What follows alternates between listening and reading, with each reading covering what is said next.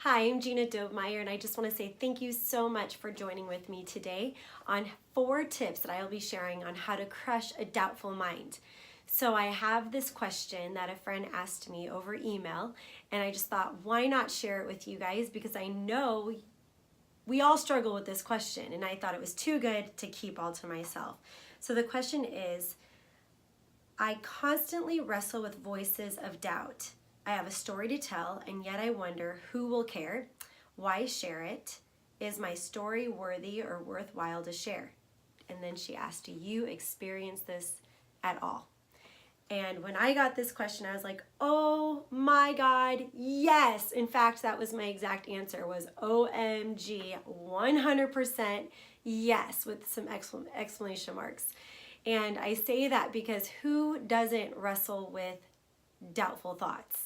I mean, if I'm in a room with you and you say, oh, I don't, I'm not going to believe you, because reality is I don't care where you're at in the game of just beginning or you're to what we would think is highly successful, you're out there crushing it and killing it. Chances are, even when you're out there crushing and killing it, to what our minds tell us is success, you probably struggle with those doubtful voices in your head as well. In fact, all the people I listen to that are genuine and very authentic will admit and take ownership, because that's life. And I think the thing that I'm learning as I'm going along in my journey of now opening up to sharing my story and being vulnerable and wanting that same thing for you,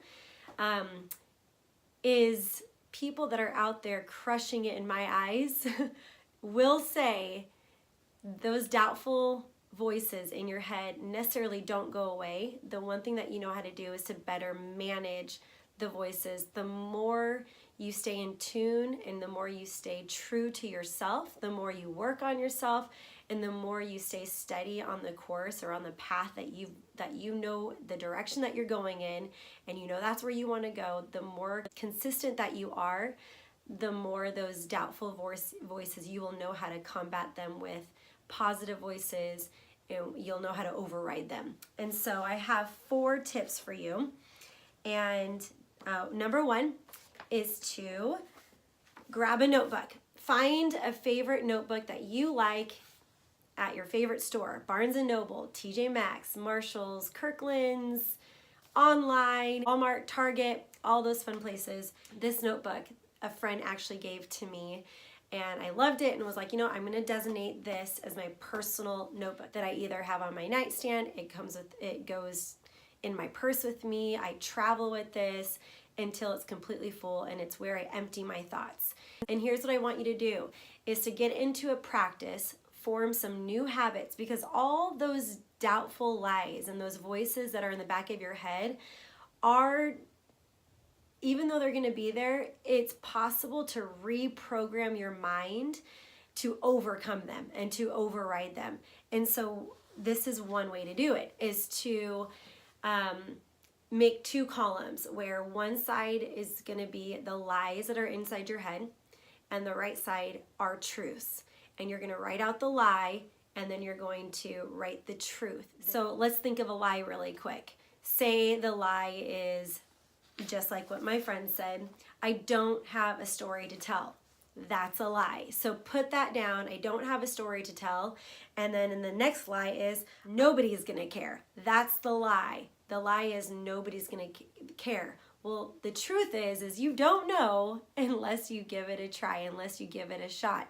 And so you have to put a truth out there. So the first one was, I don't have a story to tell. Well, that's a lie, because we all have a story to tell. And if it's in your heart to share your story, the main thing is that you recognize the story that you have.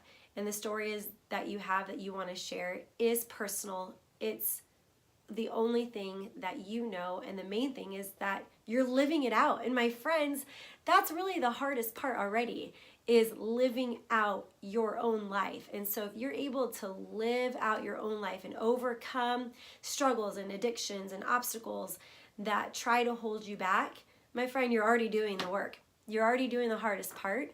And the next part is really just reprogramming your mind. And I'm telling you, reprogramming your mind is possible. So you have to believe and have faith that you can and you will overcome the doubts in your mind. Okay, number 2. What are your go-tos? So it's important because when you have already formed a habit of the lies and you've believed the lies and the doubts have consumed your mind, it's important to recognize you have already created a habit. So now that habit needs to be transferred into a positive light, okay? And this can be done. So what are your go-tos? Because if you've already given it so much attention to the lie, that should tell you that you have the capacity to withstand a lie, therefore you have the capacity to withstand a truth.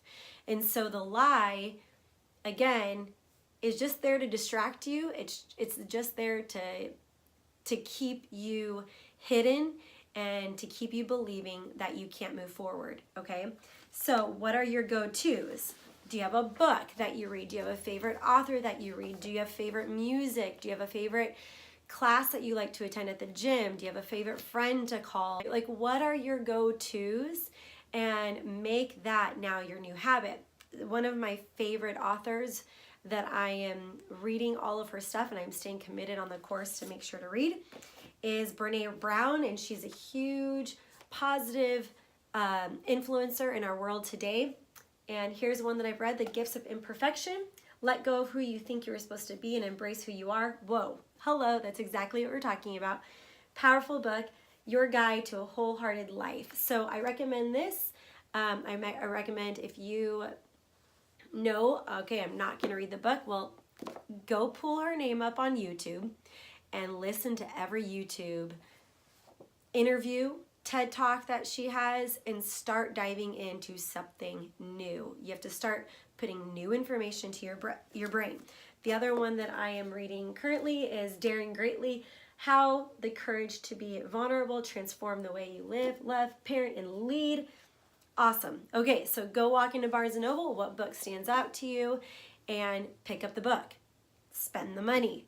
It's an you are your biggest investment. So invest into yourself, take time for yourself, and get rid of the guilt, get rid of the shame, because my friends, that's another one, and we'll hit on that another video. But that's number 2. All right, so start making a new habit of your go-tos. 3, what else are you listening to? Are you listening to a podcast? Okay, maybe books aren't your gig right now, and that's going to take a while to cultivate in your world. I get it. I was never a reader, and now I'm like a huge advocate of reading. So I've been where you are if that's who you are. Okay, so number 3, podcast. If you're on the road a lot, if you are a busy mom, cleaning up after a toddler, cooking dinner, doing laundry, you have time for a podcast. Turn off the TV and turn on a podcast, something that's going to fill your brain with good, healthy, substance, meaty information. Okay, so my go-to podcasts are How I Built This and Impact Theory with Tom Bilyeu. Those are 2 podcasts. Those are my go-tos. Okay, so when my mind is when I'm getting full of doubt, of I'm not good enough, my story isn't worth sharing, oh my gosh, somebody out there is doing exactly what I'm doing. Hello, who cares? There's never enough fishes in the pond. We all are going to attract our own audience, and so therefore you have something to offer to someone. Okay, and that most important thing is to someone. Even if you have 1 like, 1 comment, 1 person who reaches out, you are doing your job, and it's falling on an ear that needs to hear what you have to say. So do not discredit that 1 person, okay? So podcast, what are you listening to? Huge. 4, this is something I have on my phone, which I'm recording with, or else I would show you, but I've created folders in my phone on my notes, and the folder is titled Positive Things That People Say About Me, or Positive Things I Say About Myself. So chances are someone has said something negative about you, and you've listened to that lie, and that lie has been brewing over months and years and decades, and you reach this point of where you're so sick of it, and it's time to get rid of that thought. Okay, so you have to start encouraging yourself is the big one. You become your biggest fan, and that's possible. So you have to start. Also, if you don't have people that are saying nice things about you, chances are you might need some new people. So get out there, put yourself out there before you start sharing your story, and start getting around positive people that are going to uplift you. Form your own communities if you have none, and reach out. You guys, we live in a world where endless information are at our fingertips. We have no excuses. We create the own excuse in our own head, and so get out of your own little bubble and start reaching out and start forming a community for yourself.